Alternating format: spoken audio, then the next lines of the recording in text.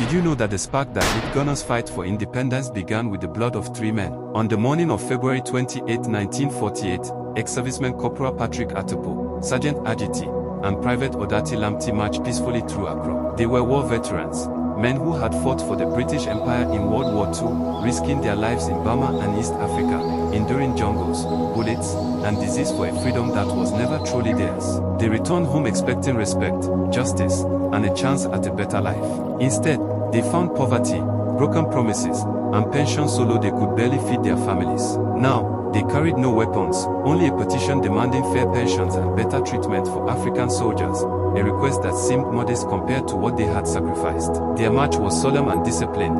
The soldiers walked through the heart of Accra, joined by fellow veterans and watched by curious crowds who whispered that maybe this time, something might change. But as they approached Christiansborg Castle, the seat of colonial power, the air grew tense. British colonial police, armed and alert, blocked their path. Without warning, shots rang out. 3 bullets, 3 men. In seconds, Corporal Attipoe, Sergeant Adjetey, and Private Lamptey lay on the ground, blood soaking into the dusty road. Their bodies twitched and then went still. The crowd gasped, then screamed. Women wailed, men shouted, stones flew. Chaos erupted.